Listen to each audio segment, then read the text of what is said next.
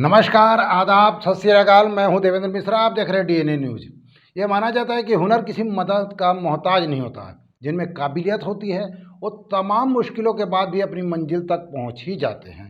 सियासत में नरेंद्र मोदी हो या खेल में महेंद्र सिंह धोनी, विज्ञान के क्षेत्र में महान वैज्ञानिक एपीजे कलाम हो, जिन्होंने समाज में एक नज़ीर पेश किया कि तिनके से ताज का सफ़र कैसे तय किया जाता है और अपने सपनों को कैसे पूरा किया जाता है। जी हाँ, देश की मिट्टी में गुदड़ी के लालों की कमी नहीं, जो हालात और नसीब का रोना रोने की बजाय अपनी मेहनत और काबिलियत से खुद एक तकदीर बन गए। डीएनए के इस एपिसोड में हम बात करेंगे एक ऐसे ही शख्सियत के बारे में जो युवाओं को संघर्ष और समर्पण की सीख दे रहा है।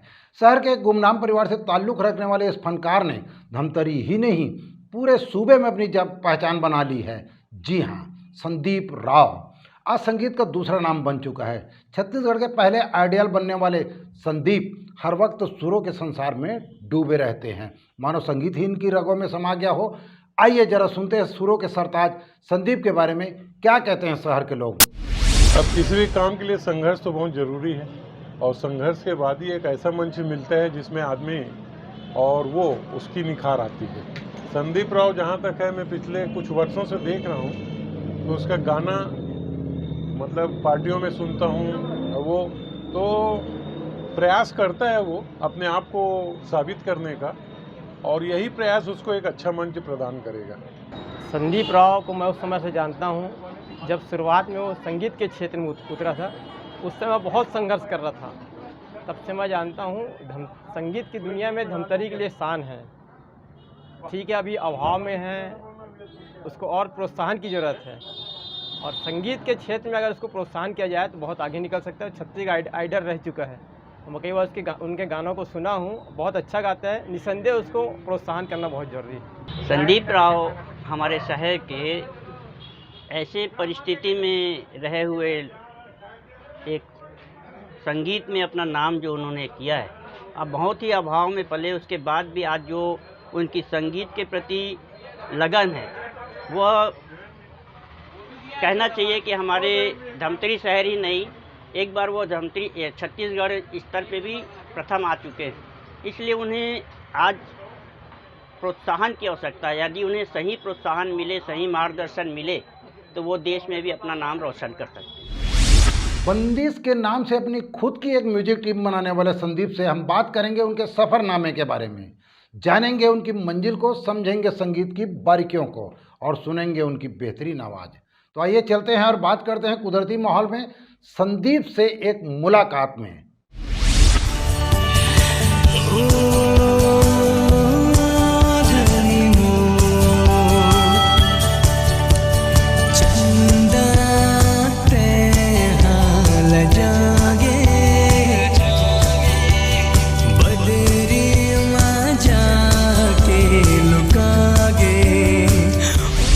नमस्कार, मैं हूं देवेंद्र मिश्रा और डीएनए के इस नेचुरल स्टूडियो में सुरों के शहंशाह और सुरों के सरताज माने जाने वाले संदीप राव का हम स्वागत करते हैं।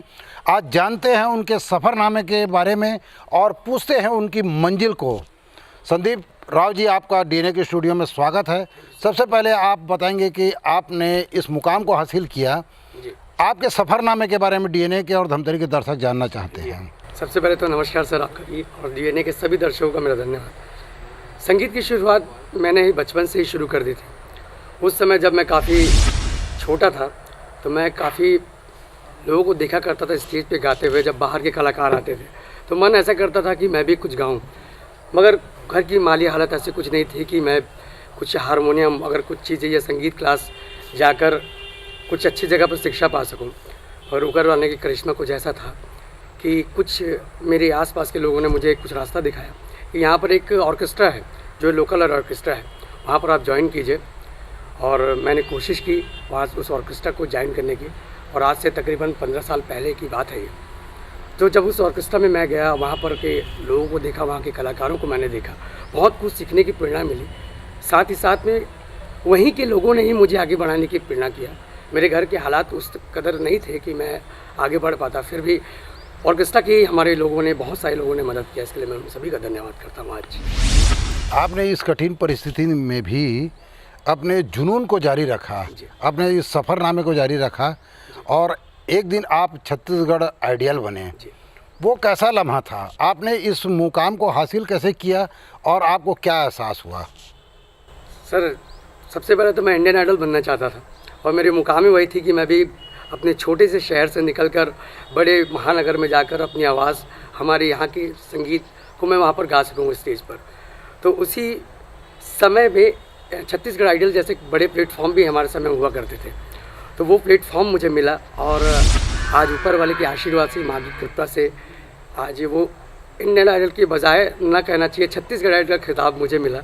ये मेरे लिए गौरव की बात है और आज जो भी हूँ इस आइडल के नाम से ही मुझे प्लेटफॉर्म्स मिल रहे हैं, मैं काम कर रहा हूँ।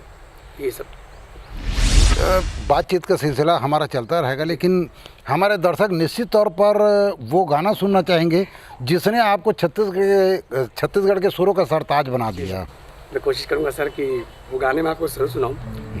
और ये मेरे ही गुरुजी आदरणीय कैलाश खेर साहब का गाया हुआ गाना है, जिस गाने को मैंने गाया था और मुझे उस वक्त यकीन भी नहीं हो रहा था कि इस गाने के गाने के बाद मैं छत्तीसगढ़ आइडल जीतूँगा और आज सबके आशीर्वाद से कोशिश करता हूँ।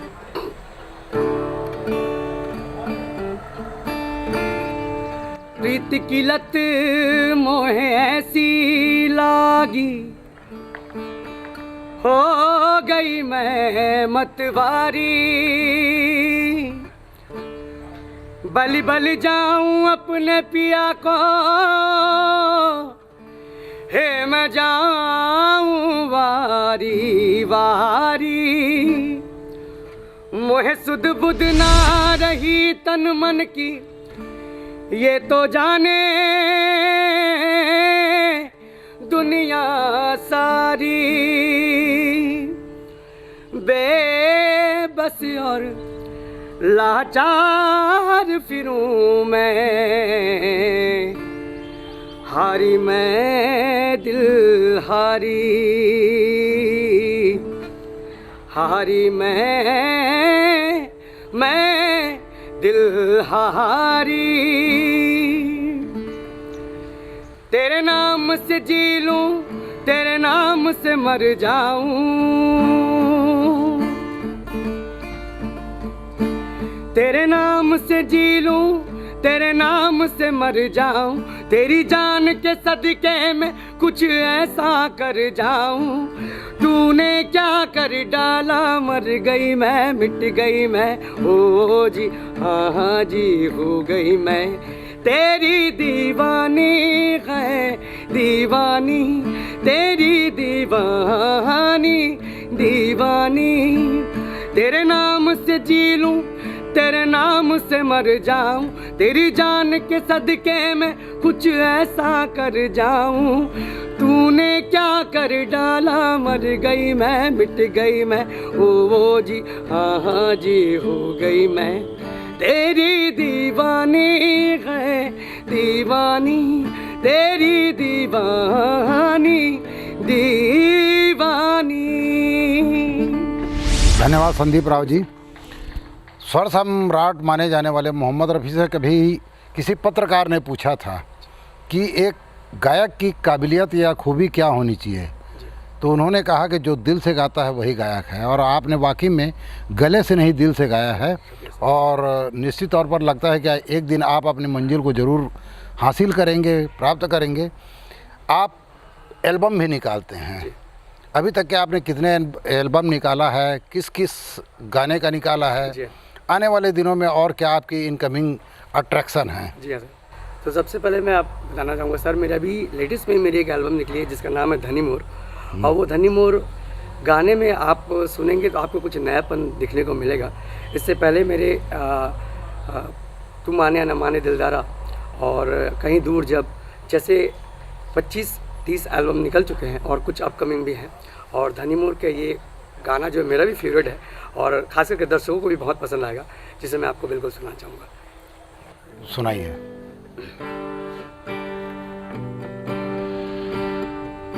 चंदा तेहा लजागे,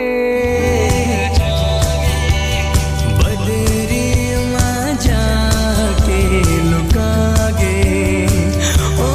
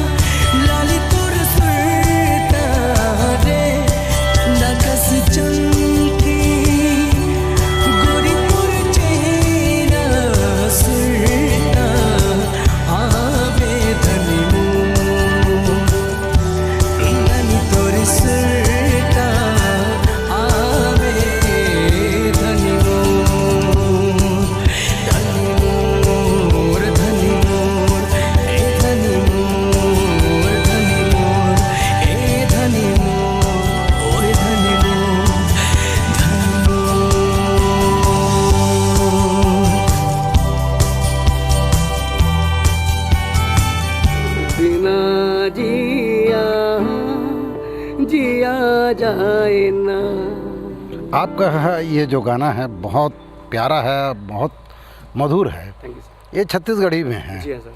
तो आप छत्तीसगढ़ के छालीवुड से जुड़े हुए हैं, तो छालीवुड में आप गीत संगीत या फिल्मों का क्या भविष्य मानते हैं, या सरकार के तरफ से, दर्शकों की तरफ से क्या रिस्पांस मिल रहा है? सर सबसे पहले तो छत्तीसगढ़ की म्यूज़िक इंडस्ट्री के बारे में कहना चाहूँगा। अभी हमारा छत्तीसगढ़ का जो फिल्म इंडस्ट्री है और म्यूज़िकल जो लाइन है वो फिल्मों के लिए नव उदित है।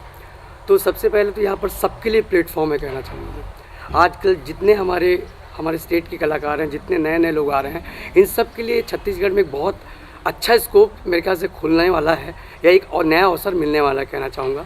खास करके हमारे जैसे नए न्यू कमर्स जो आ रहे हैं अभी, उन्हें भी अब तवज्जो दी जा रही है और उनसे भी काम लिया जा रहा है। गाने भी उन पार्श्व गायक के रूप में भी उन्हें गवाया जा रहा है। फिल्मों के लिए, म्यूज़िक डायरेक्टर के लिए भी उन्हें साइन किया जा रहा है। तो मेरा मानना है सर, आने वाले समय में बहुत सारे ऐसे स्कोप मिलने वाले हैं छत्तीसगढ़ फिल्म इंडस्ट्री में, आने वाले सभी नवोदित कलाकारों के लिए। साथ ही साथ फिल्म बोर्ड के लिए भी सरकार को इसके लिए प्रयासरत करना चाहिए। जिस तरह से आज पूरी महाराष्ट्र जो है फिल्म जगत में एक उद्योग के नाम से एक उद्योग होता है, छत्तीसगढ़ में भी उसी तरह का फिल्म को उद्योग मान कर अगर काम करें तो बहुत सारे प्लेटफॉर्म यहाँ पर मिल सकते हैं सभी कलाकारों को नए। आपकी खुद एक ऑर्केस्ट्रा टीम है, जी हाँ सर। बंदिश करके, जी हाँ। उसके बारे में बताएंगे कि क्या उसके पीछे मकसद है और क्या आपने अभी तक के जी हाँ। उसे अनुभव हासिल किया है? जी हाँ, तो सबसे पहले मैं बताना चाहूँगा सर, बंदिश का को मैंने 2 तालमेल को सोचकर ही बनाया था, और जिसमें हम आपस में संगीत का ऐसा सामंजस्य बनाए, 2 लोगों के दिल को भी छुए, उनके अंतरात्मा तक भी पहुँचे, और वही हमारी लोक कला की मिठास जो हम फोक के ज़रिए कहते हैं कि हम लोगों को दिल को छू पाते हैं, उसमें ही कुछ हम अपने बॉलीवुड टच रख कर म्यूज़िक, उसी हमारे फोक संगीत को जब हम बाहर के लोगों को सुनाएंगे, तो मैं जहाँ तक मानता हूँ कि हमारे छत्तीसगढ़ की फोक को सुनने के बाद, चाहे विश्व के किसी भी देश के फोक हो, हमारे छत्तीसगढ़ की फोक में कुछ अलग ही मिठास है। तो बंदिश की टीम को लेकर मेरा सपना है सर कि मैं बाहर, देश के बाहर, विदेशों में अपनी फोक कला को दिखाऊं, हमारे स्टेट की संस्कृति को दिखाऊं इस बंदिश के ज़रिए। ये मेरा सपना है। आप एक बात बताइए कि आप सुर के क्षेत्र से जुड़े हुए हैं, कोई ना कोई आदर्श होंगे, क्या सूफी संगीत आपको प्रभावित करता है, या आज के जो मौजूदा दौर में जो गाने और संगीत चल रहे हैं वो? जी हाँ सर, तो मेरे आदर्श कहना चाहिए तो वो पुराने कैसेट्स हैं सर। मैं जिस वक्त पर कहना चाहिए कि हमारे घर में टेप रिकॉर्डर नहीं हुआ करता था, रेडियो में जब गाने आते थे तो सबसे पहले कैसेट्स निकले, तो उन कैसेट्स में मैंने सबसे पहले मोहम्मद रफ़ी साहब को सुना, किशोर कुमार साहब को सुना, मुकेश साहब, मन्ना डे साहब, आर.डी. बर्मन साहब और अनूप जलोटा साहब, सभी को सुनते सुनते सुनते आया हूँ सर अब तक।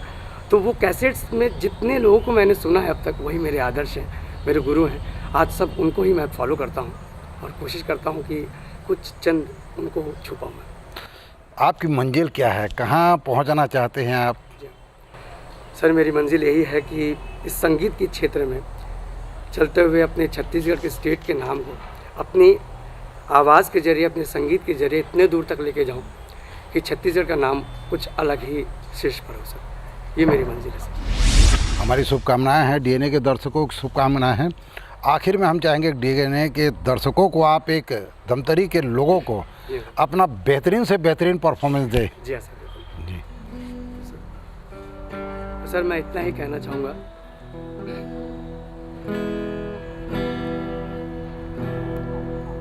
छैहा भुइया ला छोड़ जवैया ते तेरा बे हारे, छैहा भुइया ला छोड़ जवैया ते तेरा बे पंछी उड़ाते आकाश, करते बिरछा आवाज, धरती माए बिना दाना पानी पावे कहाँ रे, ते फिर आबे हारे, छैहा भुइया ला छोड़ जवैया ते फिर आबे हारे, छैहा भुइया ला छोड़ जवैया ते।